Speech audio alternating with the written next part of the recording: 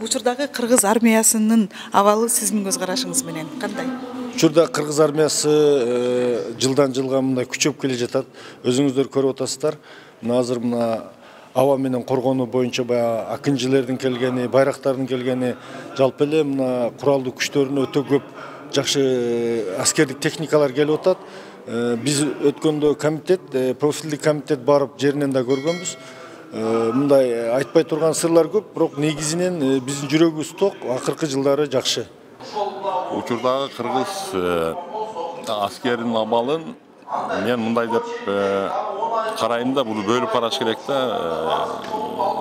Кезек-кезеги менен, учуру менен. Мына азыркы учуру оңдонуу жолунда кетип атышат. Себеп дегенде мен өзүм барып кыдырып көрдүм. Бизди чакырышты.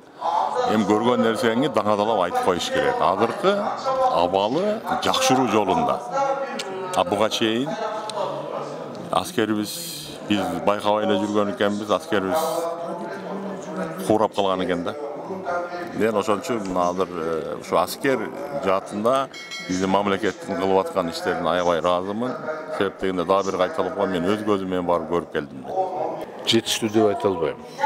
Өзгөрүлүп атат. Мен эсимде бар, баягы жыртык-тыртык кийингенибиз болгон учурда. Чын айтканда башында бизге армия керек дегенде мен үчүн деле мындай таң калтырып турган болчу. Азыр тарых көрсөттү керек экен. Күчөтүш керек экен, куралдарды бериш керек экен. Эң негизи биз балдарыбызды даярдаш керек. Анан албетте ар бир жаш бала өтүш керек. Бир нерсе армияда бизде жетпей атат. Тарбия тартип бир аз кыйын болуп атат. Кечели автомат менен туура эмес пайдаланып, байкушту бирөө-бирөөнү атып таштаганда мындай жыл сайын болуп атат да. Ошондуктан армияда керек армия, эгемендүү мамлекет болгондуктан. Бирок бара-бара ал жакшы сый кызмат болот да. Бирөө менен атыштын кереги жок.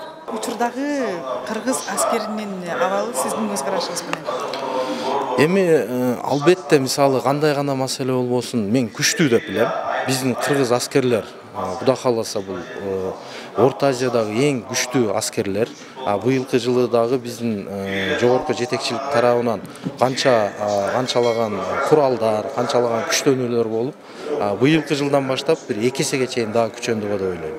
Эң биринчиден биздин коргоочуларыбызды биз жалаң эле мына чепте турган күжүрмөн карман коргоочулар эмес, же болбосо армияда кызмат өтөгөн жоокерлерибиз эмес, биздин тылда дагы өзүбүздүн өлкөнү өнүктүрүш үчүн, ошондой эле биздин бейкотчулугубуз, туруктуулугубуз үчүн мамлекеттин кызмат кылып аткан баардык эле мырзалардын ичинде аял мындай жоокерлер да бар. Мына ошолордун баардыгын бүгүнкү майрам менен куттуктайм. Биздин жерибизде дайыма бейкотчулук, тынччылык орносун, асманыбыз ачык болсун.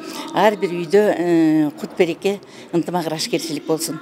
Ошондой эле мына айрыкча биз 7-чи чакырылыштын депутаттары келгенден бери биздин армиябыз, мына айрыкча аскердик күчтөрүбүз кичине болсо дагы жанданып, техникалык жабдуулар менен камсыз болуп, армиядагы жоокерлерибиз керектүү кийим-кечек менен, азык-түлүк менен камсыз болгондугун биз угуп билип, аябай сыймыктанып атабыз. Ушунча жыл, 30 жыл ичинде эч канча акча каражаты аскердик бөлүктөргө, техникалык жактан жабдууларга бөлүнбөгөн экен. Буну биз өзүбүз күбө болдук. Өтө оор, кайгылуу окуяларда, сыноолордо күбө болдук.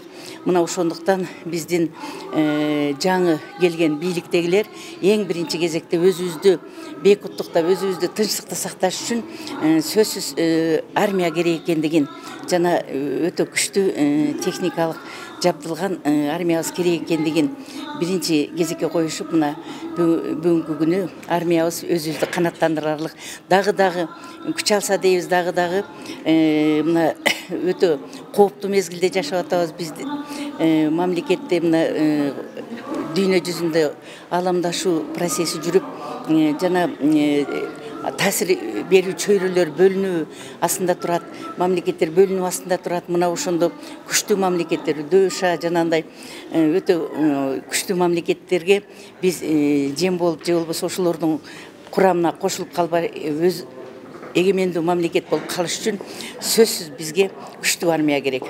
Айтат го жанагы эгерде өзүңдүн армияңды бага албасаң башка бирөөнүн армиясын багасың дегенде өзүбүздүн армиябызды жакшы баксак биз башка мамлекетке көз каранды болбойбуз. Сиздин уулдарыңыз аскер кызматын өтөдү беле? Менин азыр деле эң кичине уулум Исманов Нурел Караколдо армияда апрелде келет. 1 жыл болду атайын армияга жөнөткөн, барып жоокер болуп армиянын тузун татып кел деп. Уулум армияда.